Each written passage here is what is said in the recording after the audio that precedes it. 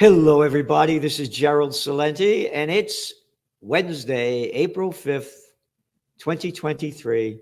And we're very, very honored, as we are every Wednesday, to have with us a man of men, a true American spirit, not only in words, but in deeds and knowledge, someone who knows the Constitution, the Bill of Rights, and the rights that we've lost and the Constitution that we've lost, and how he's trying to do everything to bring it back. Judge Andrew Napolitano. Judge, thanks for being here today. Pleasure to be with you, my dear friend, and an early Buona Pasqua. Yeah, Buona Pasqua. That's and it's Easter time coming this Sunday, and you have an article here too about some about what Easter and what it represents. And the major part of this article that's coming out tomorrow, it's really important. When American colonists were oppressed by British governance, the word most frequently uttered in pamphlets, editorials, and sermons was not safety or taxes. It was freedom. Yep, it was freedom. Something that doesn't exist anymore. I'll tell you what to do. I'm the governor of California. You get into your home. I'm the governor of New York. Close down your business. I'm the governor of Michigan. Close down your schools. I'll tell you what to do. And listen to me. If you don't get the jab, you got no job. I am the president of the United States. If you work for the federal government and you don't get a jab, you don't have a job. Freedom? Well, the government doesn't take freedom seriously. Occasionally, judges do the right thing.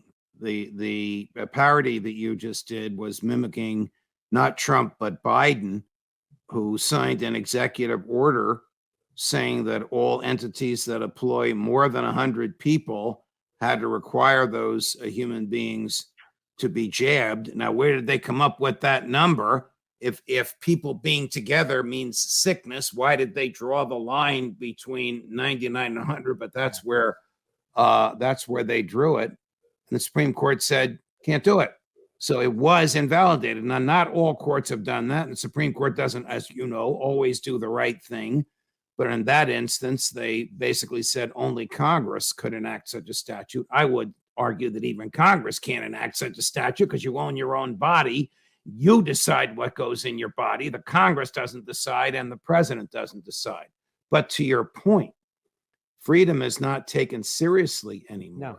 To your point, the pursuit of happiness is not taken seriously anymore. What is taken seriously is the authority of the government to tell us how to live, whether the government is regulating banks, causing inflation, fighting wars that are undeclared. That is taken seriously. But individual human personal choice, no longer taken seriously. And unlike the Canadian truckers who resisted, some went to jail, some lost their jobs, but they resisted. The American public behaved as sheep last Easter and the Easter before. Oh, yeah. Remember that if your mother was dying, it wouldn't allow you to go into the hospital to see her. Remember those things? Correct. One of my closest friends to this day weeps, a grown, mature, educated adult, at the fact that he was not permitted to say goodbye to his father because the father was in a hospital at the height of COVID and they wouldn't let him in. He walked into the hospital. He came out in a morgue gurney 5 days later, having said goodbye to none of his children and grandchildren, all of whom were made to wait outside the hospital. This is what the government did to us. Yeah. This is America. This is the country that goes overseas to bring freedom and democracy to other countries, right? Right. That's the BS. That's the bullshit line that they keep putting out there. Freedom and democracy at the point of a gun, George W. Bush. all that does is breed violence and bloodshed and hatred. It doesn't export democracy. Democracy comes from the heart. There are cultures in this world that reject democracy, whether it's thrust down their throats or whether they could choose it naturally. What business is it of the federal government of the United States what form of government other countries have? Again, what form of government that other countries have. Do you know about this one? This is from AFP, Agency France Presse. So it's not like a made up thing. Again, bringing freedom and democracy. A woman in northern France is being put on trial on charges of insulting President Emmanuel Macron after describing him as filth in a Facebook post. The woman risks a fine of 12,000 euros. She was arrested Friday and held in custody. The complaint focused on a post on a Facebook page on March 21st, the day before Macron gave a lunchtime interview on TF1 TV.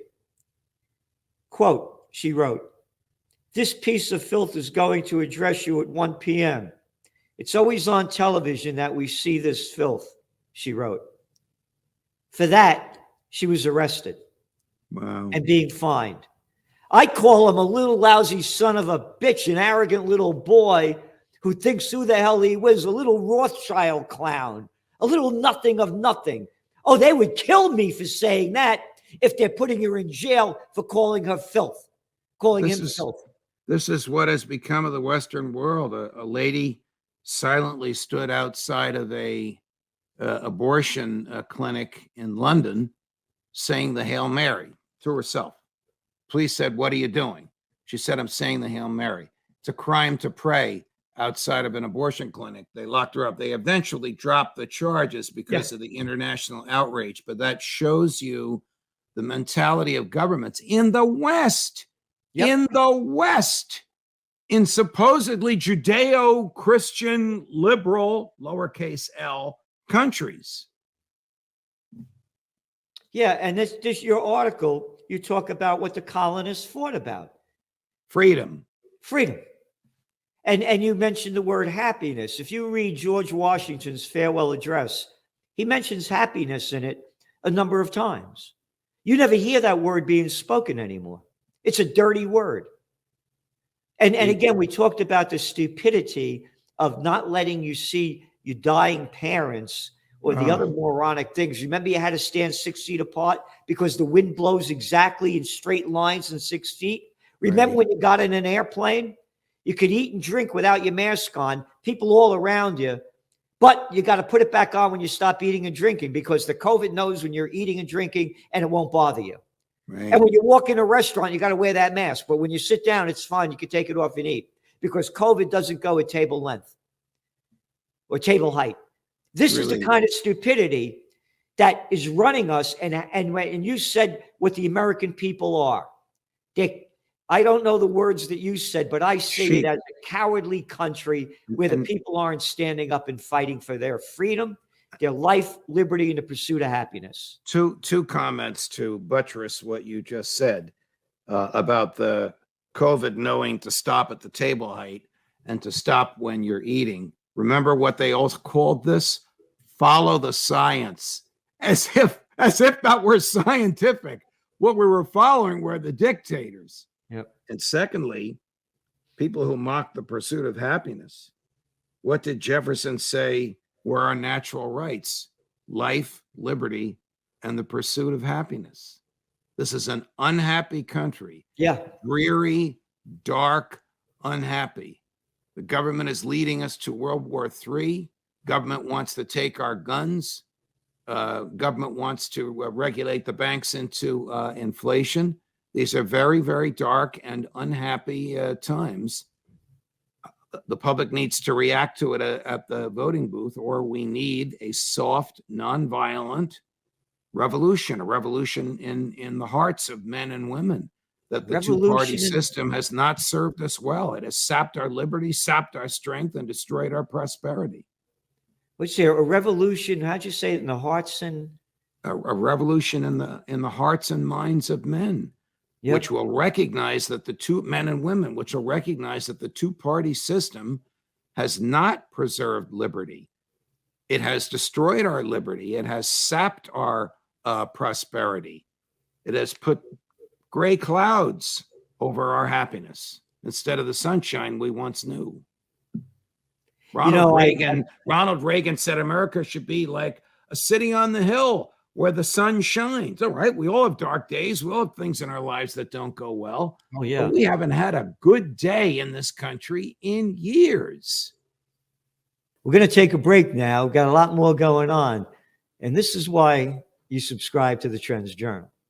The Trends Journal, the best investment you could make, because it's the best investment into your mind, and it can change how you look at the world. Over the last 30 years, Gerald Celente has been more accurate about predicting what would be happening than anyone else I'm aware of. The Trends Journal is one of the greatest sources of information, and and it really is. You're predicting these things well ahead of time. I would encourage everyone to go grab the latest copy. Been a Trends Journal subscriber for 20 years. I just have to commend you.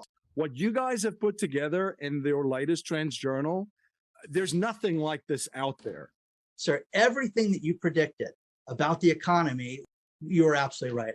So I have followed you all this time. So please take a look at the Trends Journal. You correctly forecast that the Fed would hike rates quite aggressively, correctly said that initially gold and silver would drop as the Fed starts to raise rate to 1.5% and above. When we spoke last, Bitcoin was around 49,000. You said you expect to drop, and if it drops below 30, 35, then it could really drop. Trends Journal, which I would encourage people to go and check out. It's actually a 200-page document, pure data-driven analysis. Gerald Celente, the top trends forecaster in the world. Gerald, you had an interesting call back in September of last year. You said gold had bottomed, which is exactly what happened. And here we are, and we're above $1,900. Subscribe to the Trends Journal. Read history before it happened at trendsjournal.com.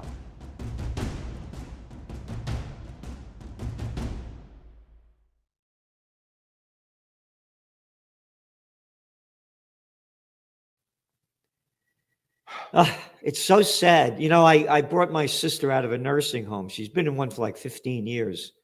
And I sit her outside in front of my building now, and she's in a wheelchair, and she's out of it. And remember, she hasn't seen people on the street walking up and down for like 15 years. Wow. And now I sit out there with her, and she watches people go by, and she goes, when she looks at what they look like, how they're dressed. Wow. Yeah. It's like taking somebody from the past